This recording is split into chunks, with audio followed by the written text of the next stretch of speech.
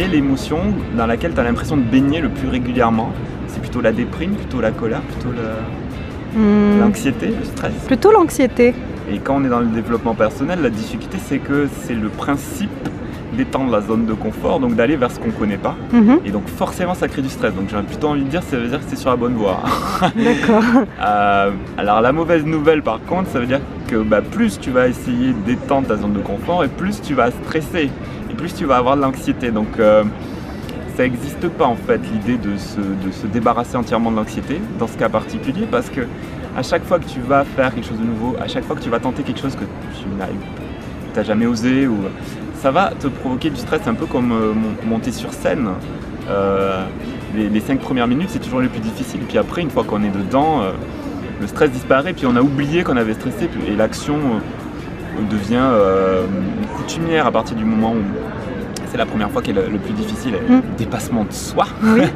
Fatalement, ça va passer par du stress. Et donc comment gérer ça? Comment gérer ça? Déjà, en te disant que c'est un truc super. D'accord, j'accueille. Accueillir, ne pas te braquer contre cette émotion parce que tu l'as cherchée en fait.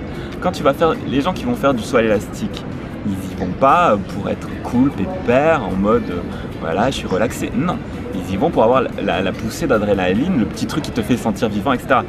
Et inconsciemment, ce que tu fais en voulant te dépasser, c'est ça. C'est essayer de justement chercher ce petit stress, le plaisir qu'on a à se dépasser en fait. Et oui.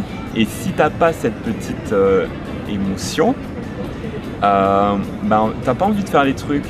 Et puis du coup tu fais rien et c'est pas l'idéal non plus. Ouais. Donc, au lieu de chercher à éviter toute émotion négative, là en particulier donc l'anxiété, faut pas la rejeter. Si tu veux vaincre une phobie, par exemple si t'as peur des araignées, il faut au contraire t'exposer le plus possible aux araignées pour t'en débarrasser.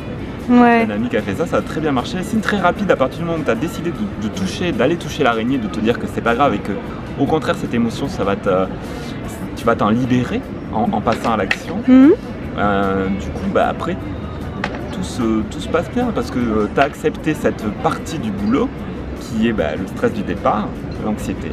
Tu l'as accepté, ça t'a pas freiné, tu as quand même agi malgré tout. Et du coup, après, tu n'as plus que le plaisir qui arrive. Et c'est la fête. Donc le conseil c'est ça, c'est de comprendre qu'il y a 3 étapes. L'anxiété qui est avant l'action, l'action le pendant où de toute façon tu as tellement d'émotions que tu y vas et puis voilà. Et puis le après c'est la satisfaction. Donc quand tu as un coup de stress, quand tu as un coup d'anxiété, pense à ces 3 phases et kiffe les 3. Amuse-toi dans les 3.